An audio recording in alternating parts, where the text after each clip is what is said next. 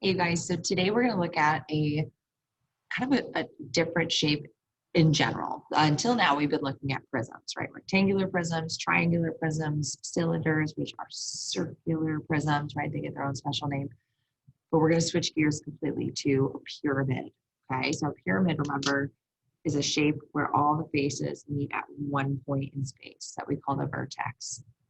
Or we will anyway. When you get older, you might hear the word apex, but we have that meeting point of all those lines.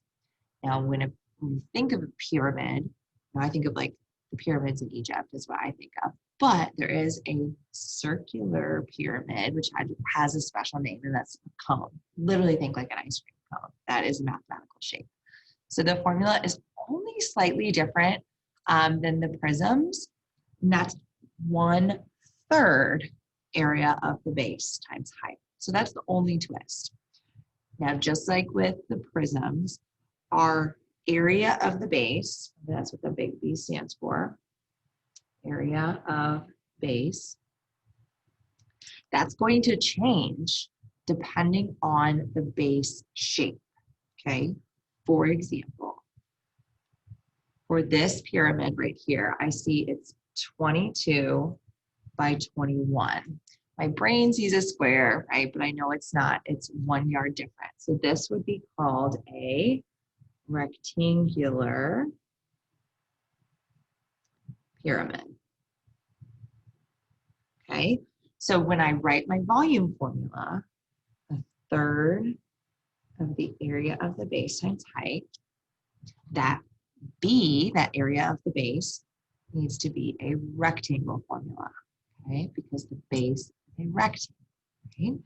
So I'm going to replace it with 1/3 area of the base of a rectangle times the height of the pyramid. Okay, so I'm going to do some color coding here. Height of the pyramid. Notice it's a vertical height. See that right angle symbol still has to be vertical.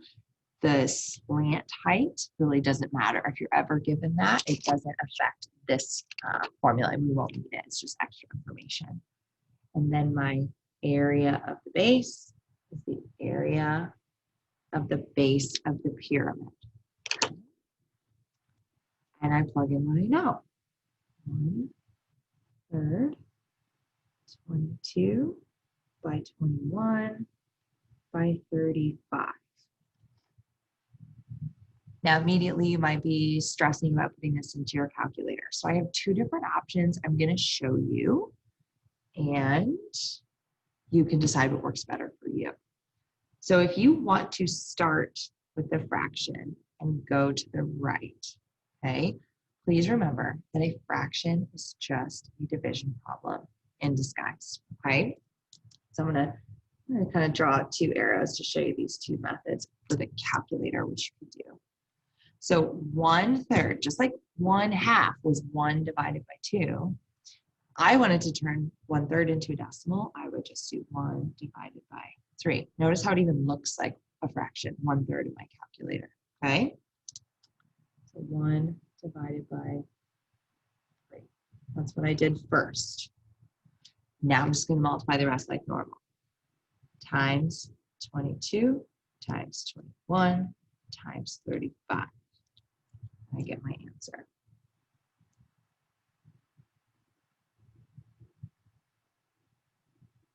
Okay, I'll go ahead and write that up here. 5,390 yards cubed. Okay. The second technique, if that fraction completely freaks you out, again, it's just division. If we multiply something by 1/3, it's the same as dividing by 3, right? So you're essentially, the second technique I'm going to show you is going backwards, okay? So watch this. I'll do 35 times 21 times 22. And then I'm going to divide it by 3 at the end, okay? Same situation. 35 times 21 times 22 times, divided by 3, right? I prefer this one. I I don't know why. That's just my personal preference. Like I literally couldn't even tell you why.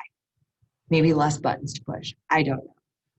However, this is the one I think the majority of you are going to go with because it matches that formula exactly.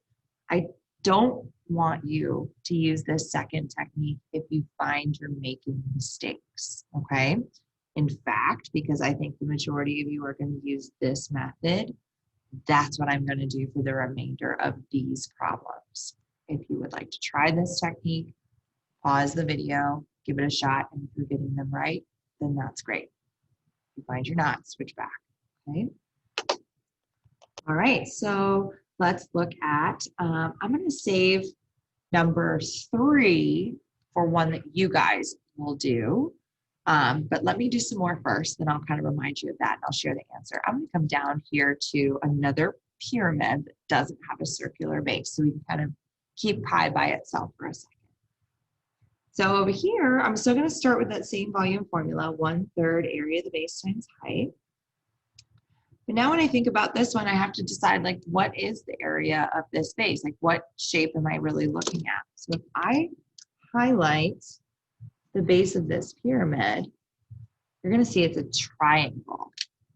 This is a triangular pyramid.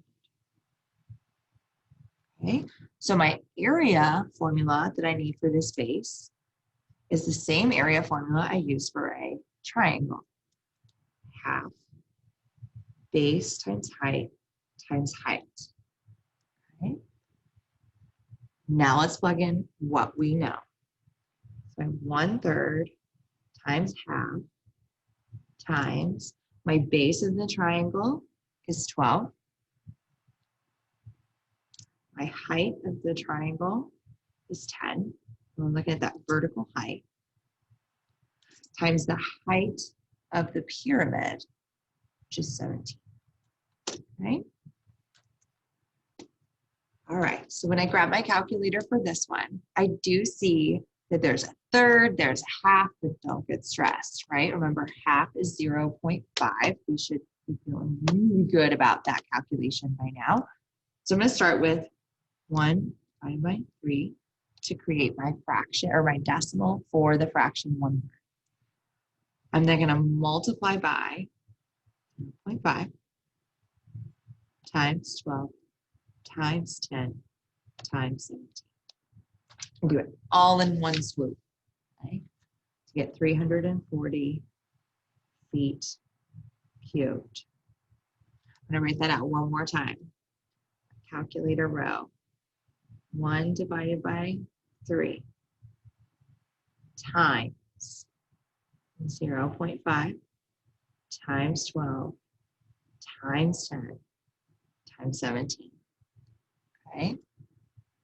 Now, please make sure if you're trying to take a shortcut, some people, just like, 1/2 is 0.5, 1/3 is 0.3 repeating. So I have a lot of kids make a mistake of starting to just use 0.3 for 1/3. And that's definitely not the same as 0.3 repeating. You have to make sure that you get that repeating value, okay? Because it will change your answer just a little bit. So just make sure you're always doing that 1 divided by 3 to get your 0.3 repeating, and then you can multiply the rest, okay? All right, so those are pyramids, right? We changed the formula based on what shape we saw as the base of the pyramid. For cones, we won't have to necessarily adjust the formula from one cone to another because they have the circle base. So of course, we'll plug in different values, but we won't be changing the formula, that basic formula. So I'm going to start with this one. The cone, the volume is 1/3 area of the base times height. The area of the base is a circle. So I'm going to plug in my circle formula. Pi r squared times height. Now, if I cover up the 1/3, this is the same formula we did for the area of a cylinder, right? We're just then going to times it by 1/3. That is the only difference. So you might think that these are a little bit nicer because they look very familiar to us. They really all should, but the cones are the fresh, right? We just did cylinders. So we plug in what I know here. I have my radius is what I need. So, oh, I'm sorry, I can't even see this cone. There we go. So I'm not going to let this problem trick me. My radius is halfway across this circle. I see that the diameter all the way across is 4. So if the diameter is 4 inches, my radius is 2 inches. That's what I need. 2 squared times the height of this cone, which is 12. Okay. All right. So 1 divided by 3 to get my 1/3, right, as a decimal, times pi, 3.14, times 2 squared, use my shortcut, times 12. Oops, sorry. 50 and 2400 inches cubed. I'm going to write that calculator out again. 1 divided by 3 times 3.14 times 2 squared times 12. Remember, 2 squared, 2 times 2. All right, we're going to do one more cone. Excuse me. So the volume is 1/3 of the base, area of the base times height of 1/3 pi r squared times height. Right? Notice the formula didn't change. I don't have to think about it because they both have circle bases. Okay?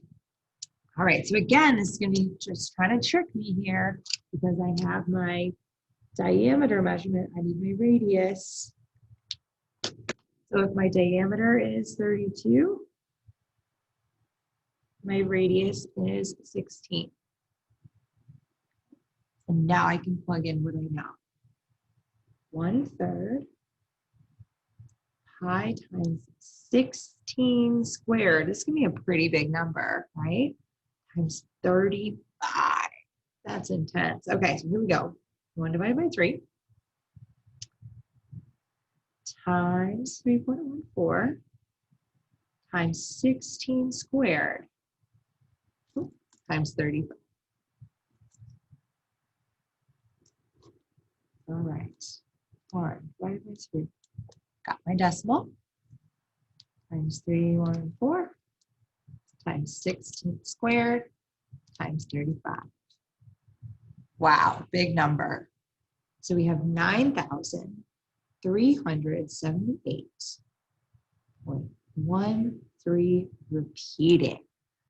I really want you to look at my repeating symbol here. I do want you to put that there. If you ever see a number that's repeating in your calculator, I don't want you to round at all. It's more accurate to keep it with that symbol. That's the repeating symbol, okay? Inches cubed. So that's important. That's good to see before you try this one on your own, because this one has a repeating answer also. Okay, so I'm going to put that there, repeating answer. Okay. This is the one that we'll do together at our meeting. And I guess I'm going to go ahead and give you the answer just so you can know you did it right before we see each other. So the answer you should get is 17,066.6 repeating feet cubed. Okay. Now remember, this is a square pyramid. So that should go with more along the lines of a rectangular prism. Right? So just try that one on your own, and I will see what I'm reading. Okay. Alrighty, let's see how. All right, we're good.